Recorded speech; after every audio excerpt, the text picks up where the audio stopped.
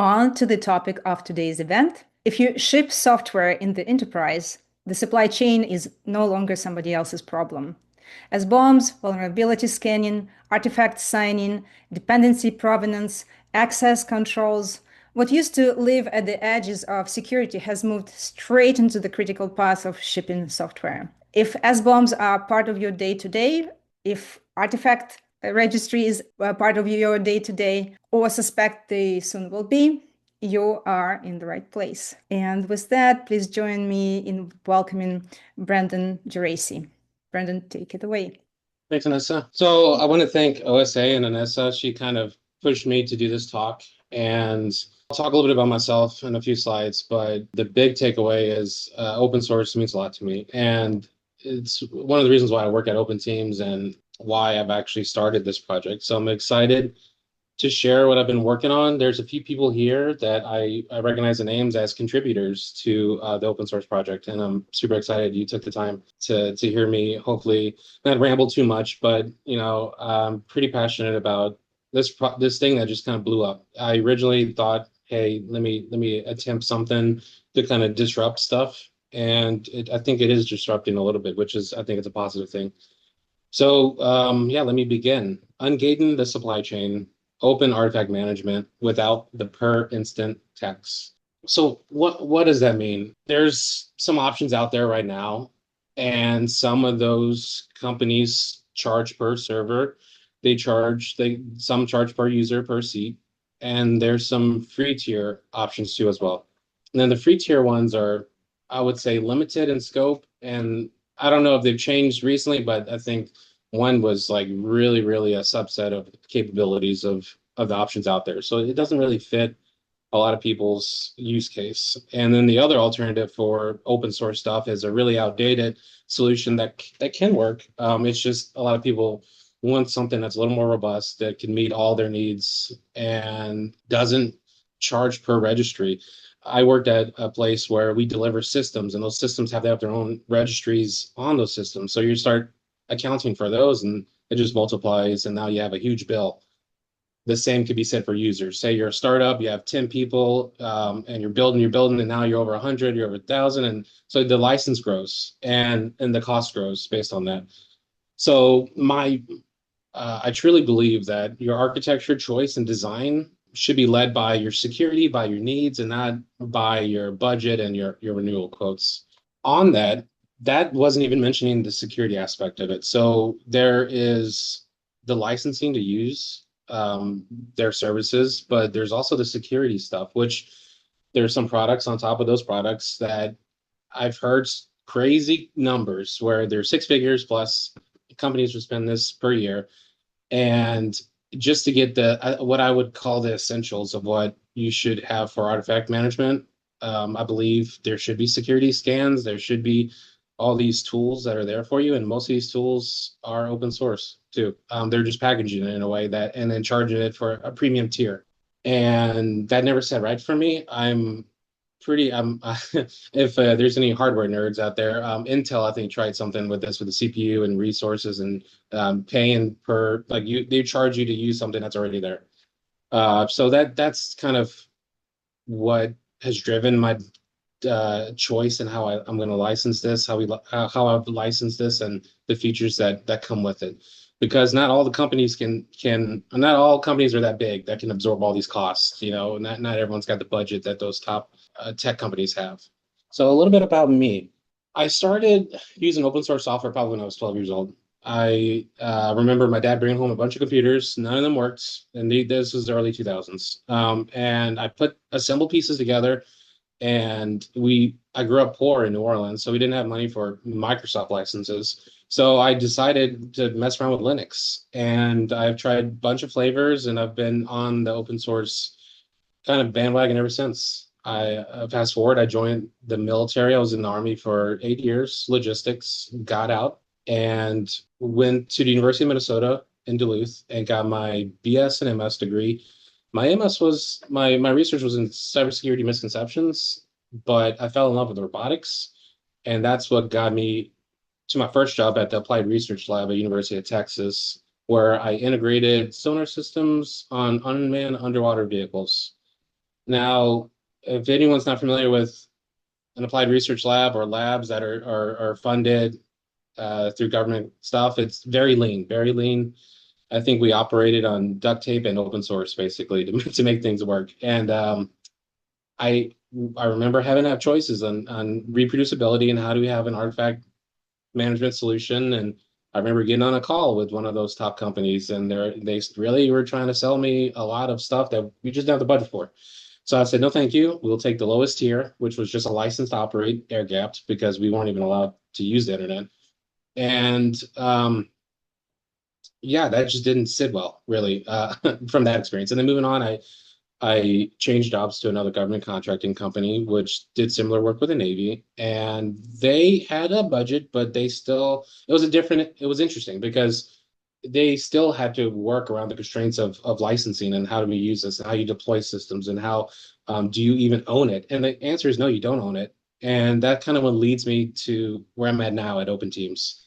I met Travis, who's the CEO of OpenTeams at Austin, Texas. There was a applied AI event, and it was the topic was sovereign AI, owning your own AI solutions.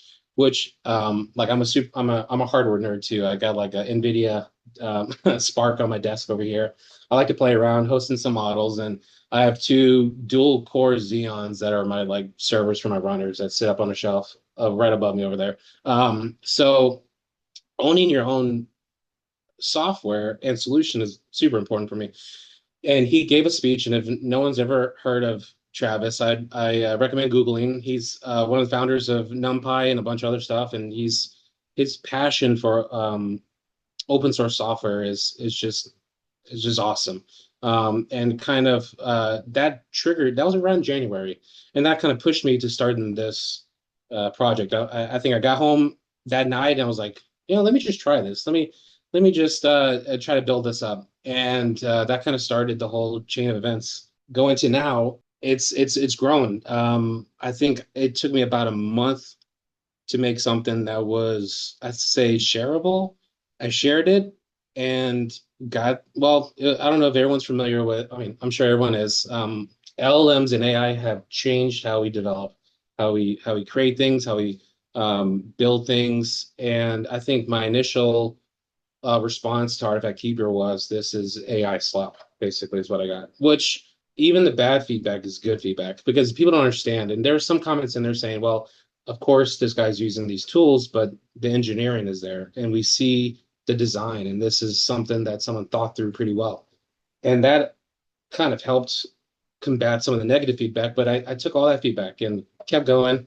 And then right now we're probably 50 stars short of 1,000, which is pretty freaking cool. I think there's a huge gap in this space to be able to own your own artifact management solution. I'm going to talk about security. That I think is driving a lot of this, but there's also the other side of it. Artifact management goes from infrastructure all the way to another end as well. So I'll speak onto those a little later on. So some of the terms I'm going to talk about, this is not all the terms, and I should have put a little more, but at a high level, these are some of the terms I'm going to talk about. There's registries, which you can kind of think of a bucket to put artifacts into. I'm going to have an analogy on my next slide that kind of describes it a little more. There's a proxy cache. I mean, if you're familiar with proxies, you have the ability to cache things, and that's really cool because it reduces your network bandwidth. So the ability to put Artifact Keeper as the ingress to your network and then have it handle all the proxy, and now you no longer have to go back to those packages, or you don't have to be at the mercy of the rates you can pull artifacts at. So that's kind of cool. CVE, if no one's ever heard of CVE, you've lived a pretty good life because CVEs are they're everyone is. I mean, in my background, I think of it as a catalog. If you're looking at a system, you're trying to find vulnerabilities or exploits, this is a good place to go to. In the world where AI and ML's changing the landscape fast, this is becoming more and more important to just keep awareness of. It's a common vulnerabilities and exposures. It basically tells you what package, what is the vulnerability or exposure, and what's the rank of it. Is it low, medium, or high? And it has some more information as well. But If you've never looked at one, I'd recommend looking at some. They're pretty, even as a software developer that has, you don't care about security. You still need to think about those artifacts or those components, libraries that you're pulling into your packages that you're delivering, which brings me to SBOM, software bill of materials, signing, and I'm going to mention air gap a few times. I mentioned air gap. A true air gap network doesn't have any network or Wi-Fi at all. Like externally, internally, you can have a network that's all wired or connected, but and sometimes there's semi air gap where you have a gateway to go into the network or you go into a VPN. But a lot of my background's been in this kind of environment where it's isolated. So I may say air gap a few times during the talk. So what an artifact is. I think a lot of people here probably know this already, but for the people that don't, I'm going to use spaghetti as an analogy, and that's just not because my last name is Italian, but you got noodles and red sauce. So spaghetti you can think of as an artifact, but noodles and red sauce are also artifacts, and those noodles need ingredients as well, flour and other stuff. So comparing it to like a Flask app in Python, you pull in cryptography, you pull in other packages that could be system packages too. So it's very layered here in terms of what you're pulling in, and you inherit every ingredient you never chose. So I don't know how many people get their red sauce and look at every ingredient unless you have a food allergy, you probably do this, but most people don't, and you just pull in and they have what they have, and so that is a transitive dependency risk, and that's what the kind of I've noticed the interest in Artifact Keeper for an enterprise level is some of the security aspect. And so shifting away from security for a second, because I think when I first thought about building a what it is, which is a FOSS alternative to Artifactory, I cared more about the artifacts. And I did this because I worked at the lab, at Applied Research Lab, and I noticed, and at other companies as well, that they didn't have good hygiene in terms of building. They would build a container, they'll build a package over and over inside the container and then ship it, but they wouldn't store what they built in the container and moved it out and then kept it. So if you don't take anything away from today, it's like just build in the pipeline, whether that's in a container or not, push it, sign it, and then now you don't have to build it again. So you build once, deliver many, and that's going to reduce a lot of stuff. But that's where Artifact Keeper comes into play. Now you have a place to put all those things you're building, those libraries, those shared libraries, the deliverables, and even the components that go inside of that container. So you can do a full end-to-end reproduce the container that then you're building and you're storing that container as so there's just, it's so many layers here that goes into this. And I didn't mention this in the beginning. I only have an hour, well, less than an hour now, about 39 minutes. So I'm not going to go into full depth on everything because I'm going to mention in a couple slides, there's just a vast amount of coverage Artifact Keeper can be used for in terms of artifact types and all kinds of use cases. Shifting back into the security focus, these are some kind of, I don't want to say common, but these are four I picked. You have dependency confusion, which this is an issue where you have an internal package. Say your company's been making, I don't know, a package called Nebula or something for like 20 years, and it's been doing it 20 years, and now someone else has a package, or someone figures out that they have that package named that, and then they can publicly put a package on a public index. Say a developer's on their computer, they don't know better, they're new hire, they pull package and they think they have the internal package that they don't. So that's dependency confusion. Typo squatting, this happens to me a lot because I'm a computer nerd, but I'm not an English major. So I misspell some stuff. And this happens where, say, I'm thinking of requests for like Python. You get those couple letters confused or mixed up or something, and now all of a sudden you could potentially download something you shouldn't. And I think PyPy has been doing a better job at kind of stopping some of this, hopefully. But there's some policies and rules we can do to kind of just stop that. And I'm gonna show that in a demo. Compromised maintainers. This is a harder thing to block because we all know that open source, sometimes projects only have one maintainer, and they can get burnt out, and then or they get help from other people, and then they compromise. There's a something, if you look up, I think it was an npm package that was compromised, and yeah, it affected a lot of packages. So the only solution to that is you could block it potentially, but that's a hard one to check.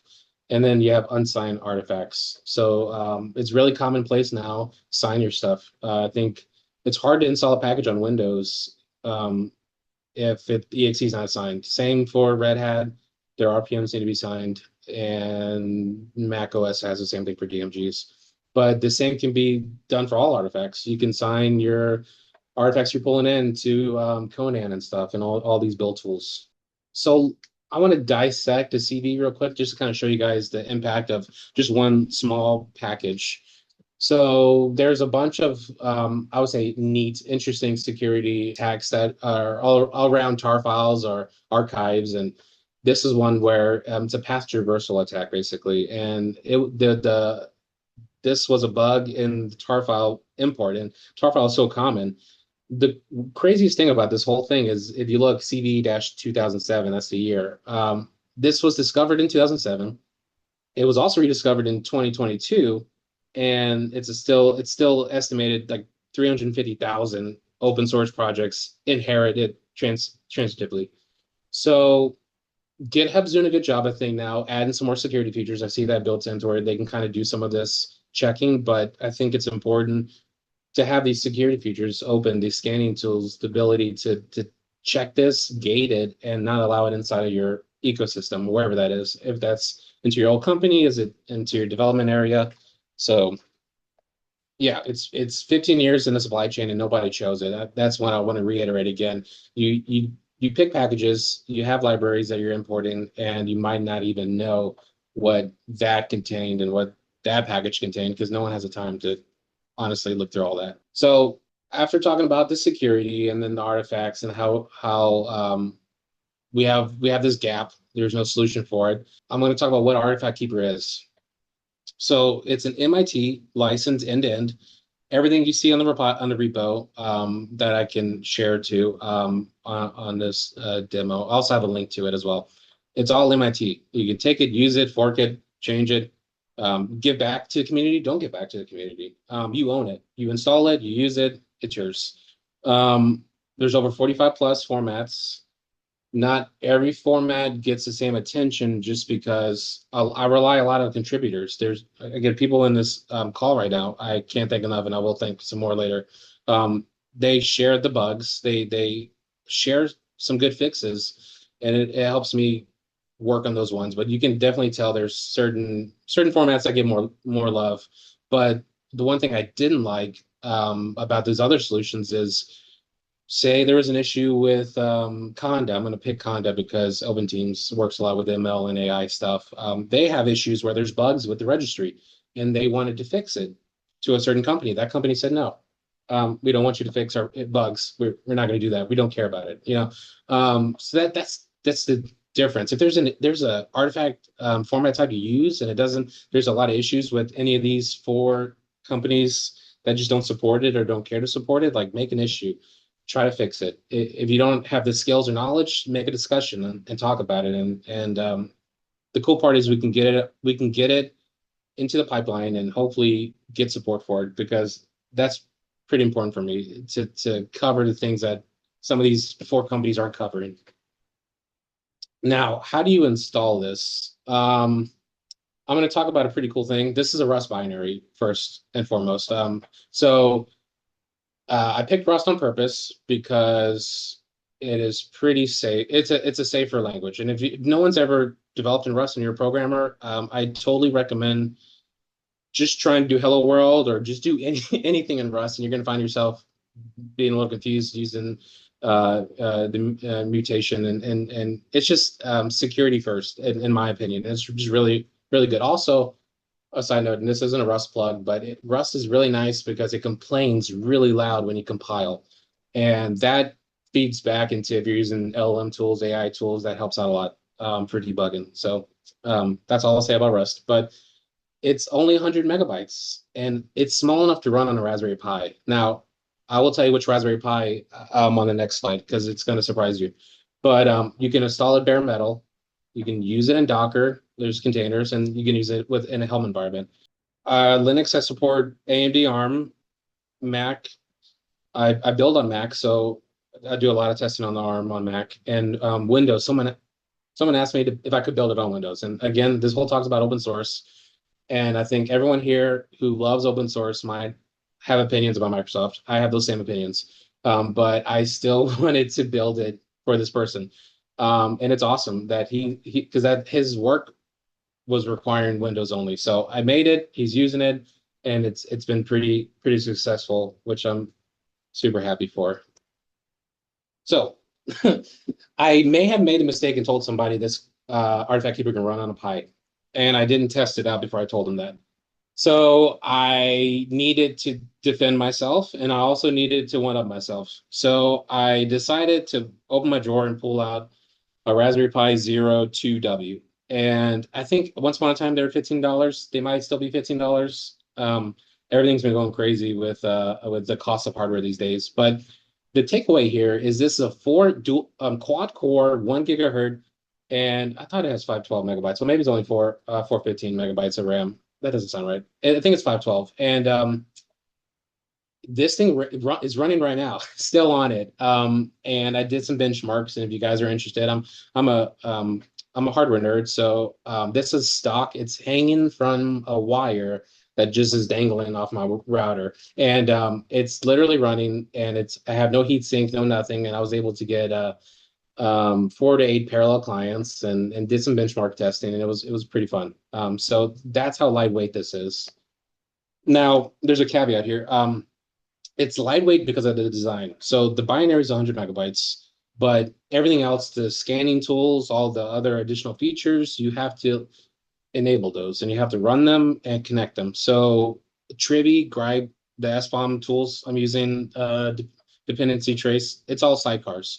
So you don't have to actually run them to just get the bare minimum what Artifact Keeper gives you, which is pretty cool.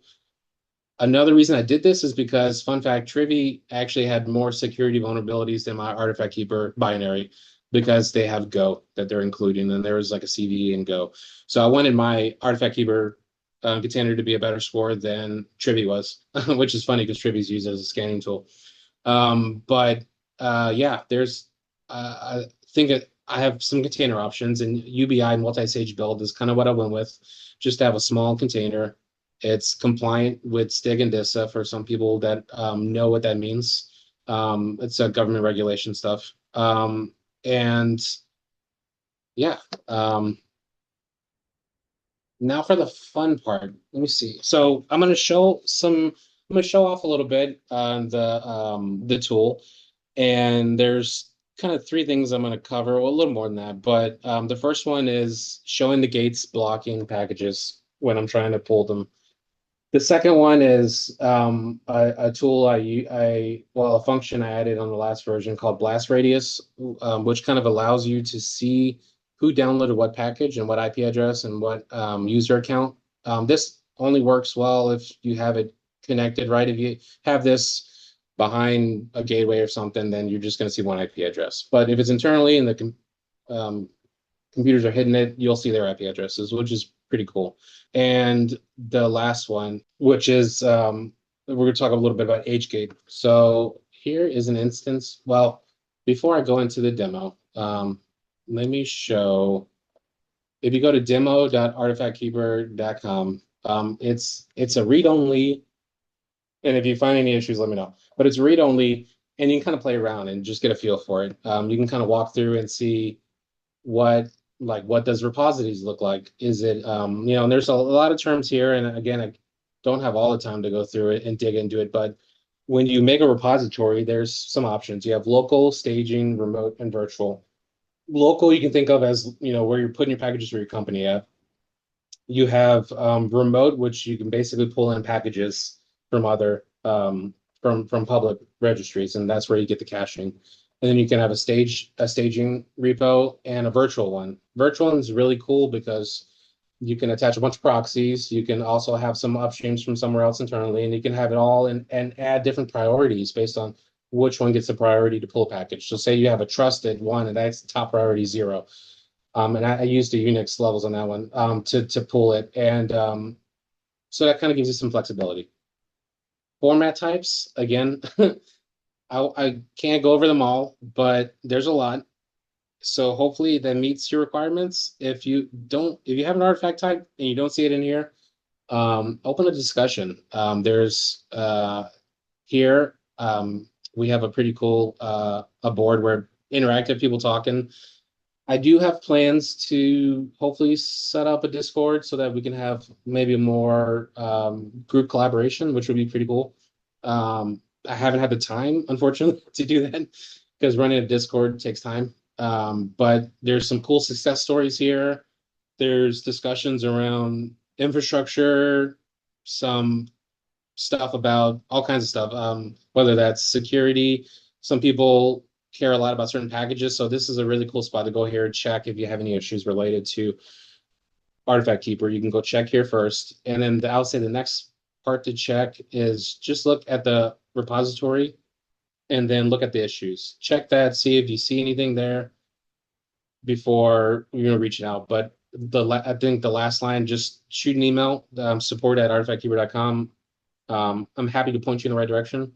And until we can get a Discord set up. Once I get a Discord set up, hopefully that kind of pushes some of that.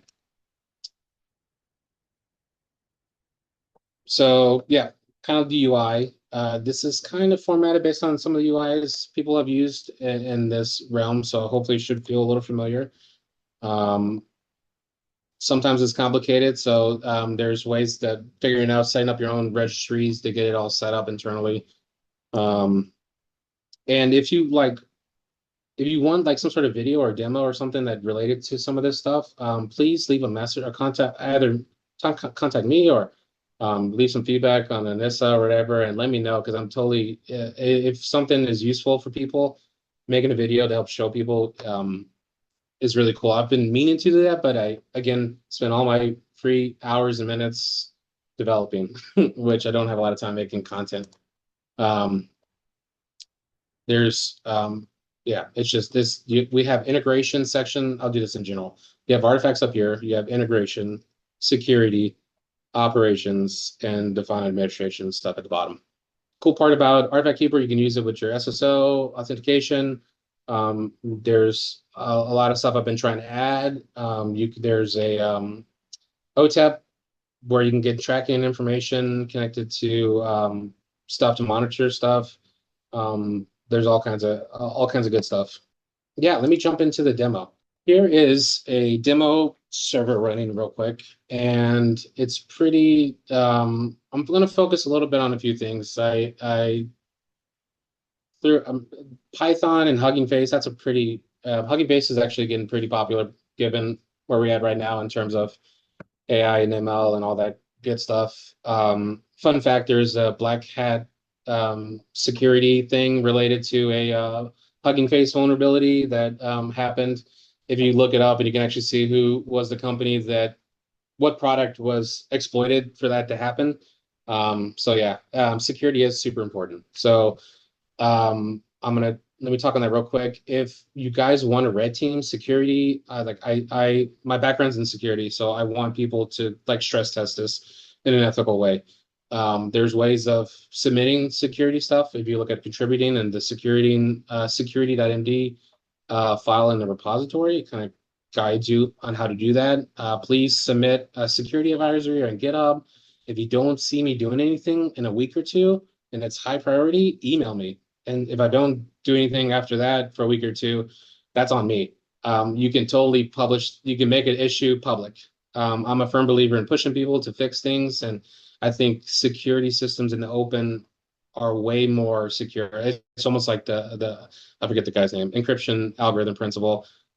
Everything should be open outside of the key, and it should be secure. So that's the cool part about it. Open source software. Typically, it's more reliable and robust than closed software. So here's a few things I'm going to talk about. We have a proxy, PyPy proxy. We have a virtual one, which is going to unify those two ones, and you can kind of see the members and what I've talked about versus priority. Again, I'm using the Unix level. I forget what the terminology is, but 0 is high priority and everything else underneath it. So yeah, actually, I think that might be reversed. Don't quote me on that. But there's a priority level, and you can adjust which repository gets the high priority. And here's a team package where I'm going to show you an example of how we can add a package, approve it, and then you can download the package after you approve it. So yeah, let me get to, I'm going to run a Jupyter notebook just because it's a little easier for me to kind of show off some stuff. And before I continue, if anyone has any questions about any of this, there's a repository that I'm going to share to the, it's, you just go to Artifact Keeper and you look at the repositories, and it is shared as a webinar demo. So this one should be, actually it's private right now. I will make this public so you can see it, walk through it, see what I did, and try to play around with it too. That's the cool, that's the thing I want people to take away from. Try to play around with it yourself and see if it fits. Dig into this, and hopefully I can improve it and maybe make some better demos later. I will show off the first act, if you will. So here is where it tried to download a package requests, and it's misspelled. You can see it here. And the thing about when you download Python packages, it's just going to tell you error. It's not going to tell you all the information, but you can kind of get a little more information by using curl, and it basically returned this blocked by policy. So here's an example of blocking the typo. So right here, okay, so this is a part where I tried to download a package. It didn't download it. And then you look in the admin here, and then you have, now you can add this to your pipeline, if you will. And I haven't fully integrated a solution like this that kind of automated, but maybe down the line, and I could potentially do this, but it's going to shift this, the admin's going to push this to another place where now you can have a virtual repository to pull it. And I'll show you that right here. If you look inside of the repository for the team, you see a quarantine one. So now you have the ability to look at this and either release it so that you can download it or reject it. There's some other information as well. You can kind of break down what the vulnerabilities are, and we kind of talked about CVEs. You can kind of look at them to see these are criticals, so I probably wouldn't release it. And hopefully there's a fix, which there is for these CVEs. But yeah, this is kind of like the whole ecosystem. To say you have a package and you're deploying it, and there's some situations where you're going to use an older package because you're deploying to a legacy system, and they might not have the latest operating system, but it's an air gap system, so the threat level is lower on that use case. So there are reasons to either acknowledge it, mark it as a false positive, and then release it. And then once you release it, and I don't have this plugged up for the demo, but once you release it, you can use the unified one, which allows you to pull packages, but it's going to prioritize the PyYAML on this repository, so it'll come through. The next one I'm going to show, it's a pretty neat feature. Someone asked me, could Artifact Keeper see who downloaded what? And apparently this is an issue for some other software artifact solutions where, say, someone downloaded something and there's a CD that comes out next week. How do we know who downloaded what? And I thought, well, that's an easy problem to fix. So I went ahead, and here is an example of some security stuff that's coming through. It does the scans for the proxy, and then it kind of, you can basically get the report from that. So this is someone trying to download a package, and now it's stopping. This is a URL lib 1.24. So shifting over to the UI, there's a thing in security called blast radius where you can search based on CVEs or by artifact IDs, and it'll kind of give you a report. And this example right now, anonymous, and only one person downloaded it. In a realistic situation, be more people downloading this, and you'll have more information here. But it's a pretty neat feature. It can kind of give you some reports and at least help understand who downloaded what, and that will hopefully give you a better network topology in terms of like what's your risk and what do you need to do to be proactive. It won't tell you if they deleted it or not, but at least tell you they downloaded it, which I think is pretty cool. So the next one I'm going to talk about is the age gate. So some packages come out pretty fast, and you kind of want to slow that down. So say you'll block a version just based on the age. So right here, it's blocking this package. And if I go to the age gate here, um, I can basically pick which one. So these ones are coming out pretty fast, and maybe they're patching some stuff, and it kind of tells how old they are. But say I tested this version and I wanted this one, I could approve it, and tested or tested and approved. Um, and then now when you run this again, and hopefully it doesn't bite me in the butt. Let's see. It did. Maybe it's trying to download the latest new one. Let me approve the latest new one. Sorry, guys. Demos are not, I did not have a lot of time to double check everything. We're going to approve this test live. This is more of my scripts that were not super tested fully. Yeah, so this one approved, and now it's downloading the package. So that's a cool way to gate at least the latest things that are coming through. Yeah, so let me shift back over to the slide. That's a high level of some security stuff I was showing off to people. If there's more interest and discussions on certain things to add, I'm always open to discussions and figuring out what people need and what kind of things will improve. The cool one was the blast radius, and that was someone asking if that was possible. So where does Artifact Keeper fit? And I think talking already, you can kind of get a sense of where that should be. But for example, even internally in our own company, I'm having to educate people saying, don't only use Artifact Keeper here. You can use it at the start of something. So say you're trying to reproduce a whole deployment, and the deployment itself includes Artifact Keeper for its own internal registries. For some instance, you could theoretically nest this. There's a lot of use cases to where this one goes, and a lot of examples that I see good use cases of. Say there's companies that have a really high security in terms of they don't want things into their company. So you can basically use that as a single funnel, your ingress point, and all your artifacts come through there. And that's a good use case. But internally as well, say you don't want, for example, that Hugging Face exploit Black Hat did earlier in February. You don't want one vulnerable system to take over, and then you have access to that system that gets compromised. So segmented, as much as I don't like it as a developer, from a security standpoint, it's useful to kind of say this this project has this instance, this project has this instance. So there's a lot of good use cases. And also, I haven't even mentioned, I've talked a lot about software engineering. A lot of good use cases for Artifact Keeper is your RPMs, your Debian packages, your built-in operating systems. If your company has a computer, there's a good chance that this fits somewhere. If you're trying to mirror registries, you're trying to keep your IT. There's IT use cases. It's not just software engineering making software. The DevOps and delivery side of the house, basically, and almost reiterated what the IT side is. You have to build containers. You have to build images too. So even the DevOps side of the house, where it meets, I would say, meets the metal and IT with the software development and security.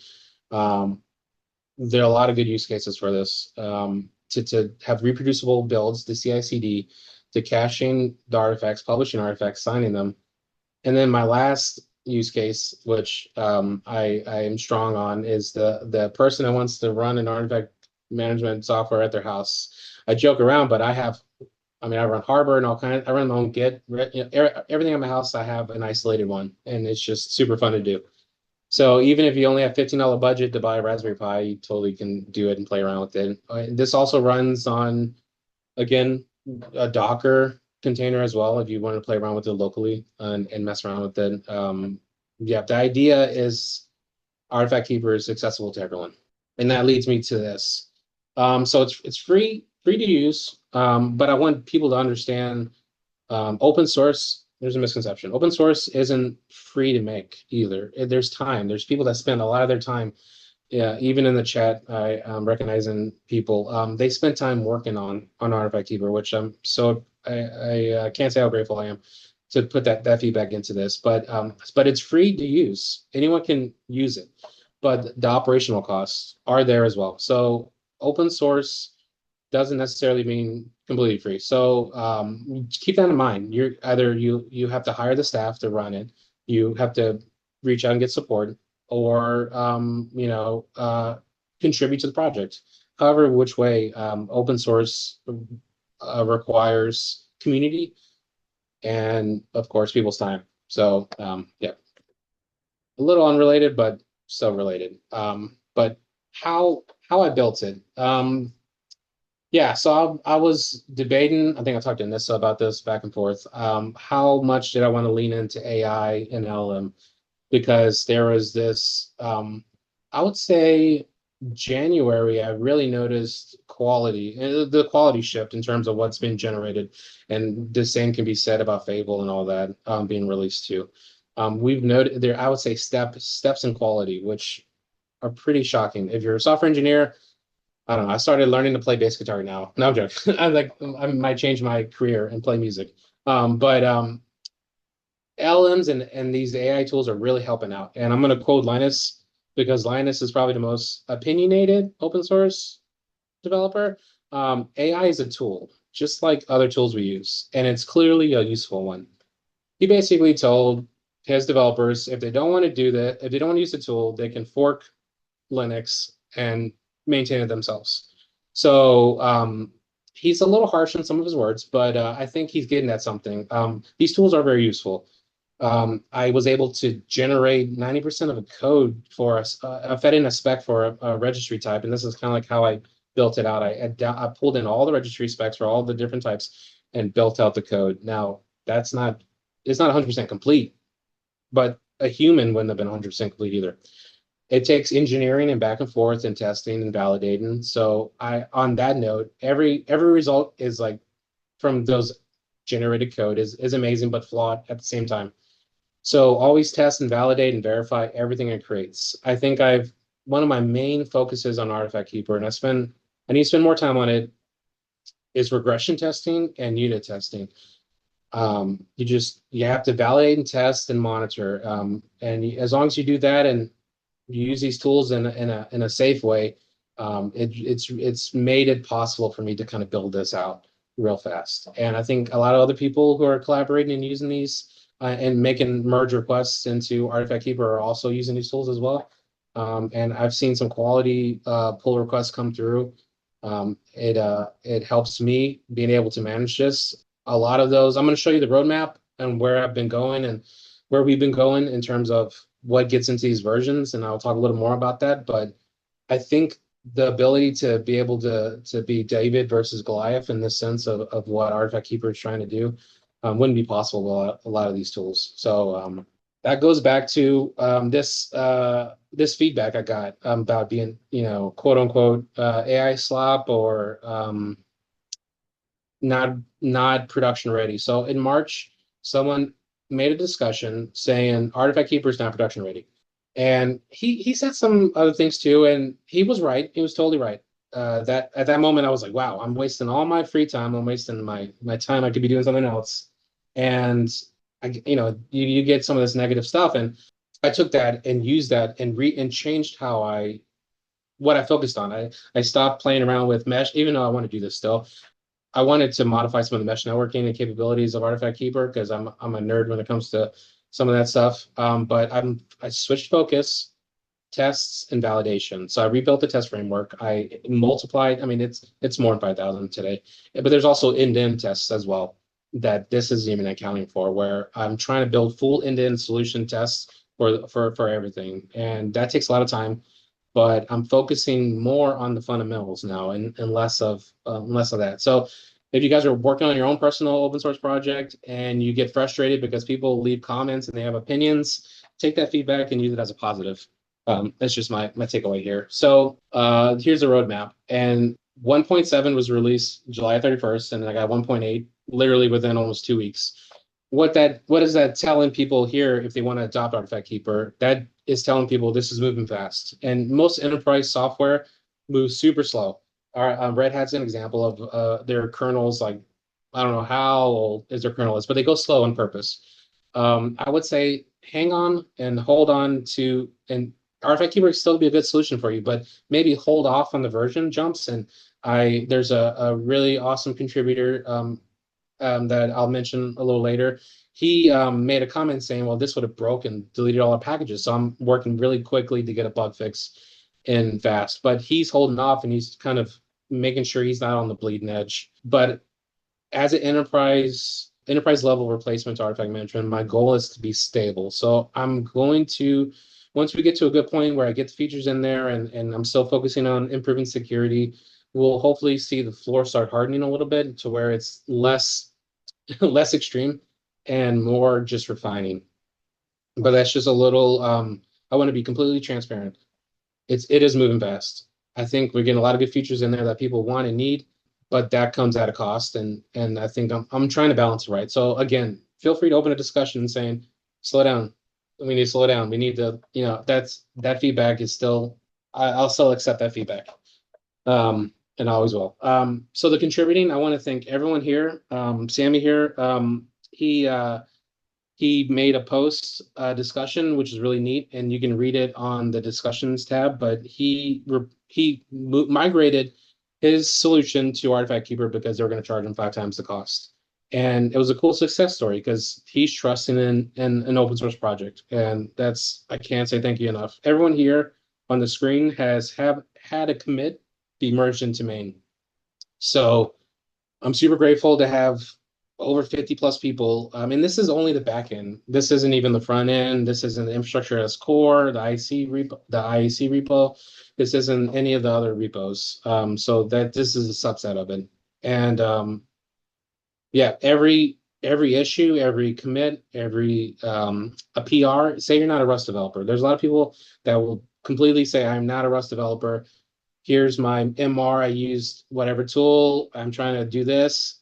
And that helps out a lot. And I can take that, give them some feedback, push it back, and then we go back and forth, and then we get the issue resolved, feature added, and merged in. So yeah, and if you can't do that, make issues and leave comments, leave feedback. Contributing really helps the open source project work. And I've had friends say, why didn't you just do this on your own and close it off and sell it for a lot of money? And the answer to the question is this wouldn't have been possible without contributing from everyone. So I just don't think it would have worked. Plus, that's not what I like to do.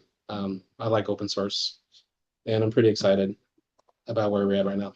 So that leaves about 3 minutes for questions. But before you get to the questions, please check out, there's a demo repo.